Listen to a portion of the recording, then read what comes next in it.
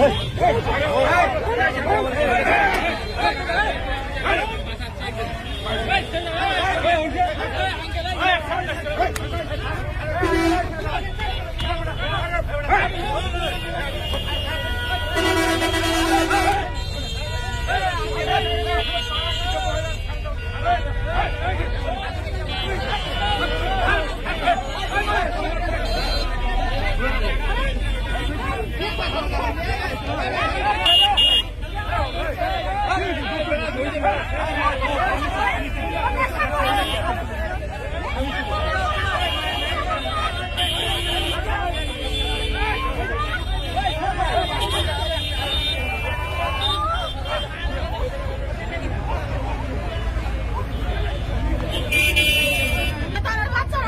হয়েছে আপনার? আপনি আমাকে ধরেন ও ধরেন ভাই আপনার বাসা কোথায়? আপনার বাসা কোথায়?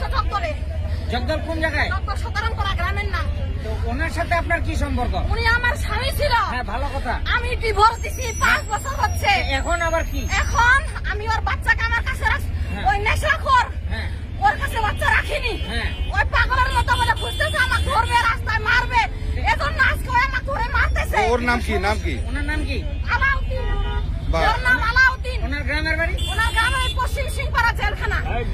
পুলিশ লাইনের ওইখানে জয়েন আছে।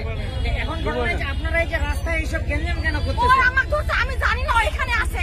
আমি চাকরি করতেছি প্রাইভেট হাসপাতালে। আমি রাত্রে সাথে যাচ্ছি রুগী আনতে। আচ্ছা ঠিক আছে, আপনি আপনার কাজে যান। তবে না না, ওই বিশেষ করে এটা কি আমি বলি, ওরে আপনারা ওই নেশা খাচ্ছে, নেশা খায় আমার উপর টর্চার করছে। আপনাকে কি কারণে ধরলো আজকে? আমার ধরলো হচ্ছে আমি কারণটা বলেন। আমার একটু পানি খাওয়া, আমার দম বন্ধ হয়ে যাচ্ছে। একটু পানি দেন, পানি দেন। আমি মুখ জবানি দিচ্ছি, এই পাশে আসেন সবাই, এই পাশে মুখ জবানি দিব। আমি মুখ জবানি দিব ভাই, দিব দিব দিব। কিছু না, কথা হচ্ছে যে আপনারা গ্যাঞ্জাম করবেন না। আমি গ্যাঞ্জাম করতে চাইনি ভাইয়া। তুমি তো আর কাছে টাকা নিছো।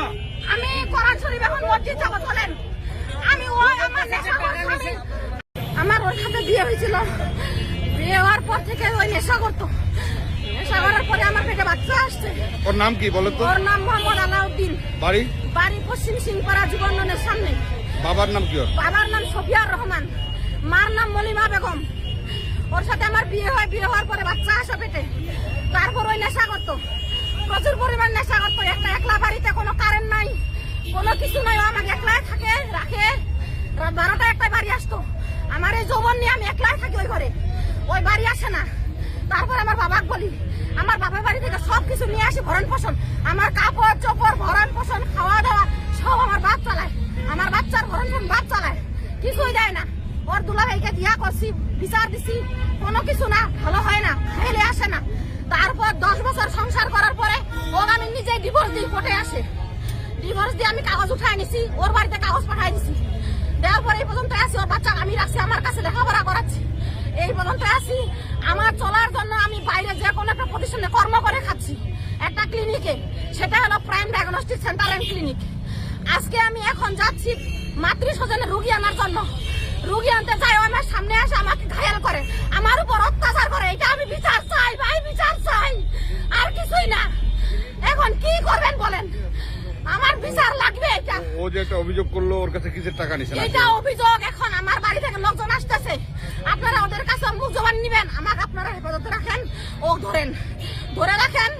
আমার লোকজন আসতেছে, আপনারা কি করবেন হচ্ছে। আপনারা যদি সাংবাদিক ভাই, আপনাদের আমি হাত জোর করছি, পায়ে ধরছি, এটার বিচার করেন। আপনার নাম বাড়ি কোথায়? আমার বাড়ি জগদল সাতমেরা ইউনিয়ন, সতরংপাড়া গ্রামের নাম।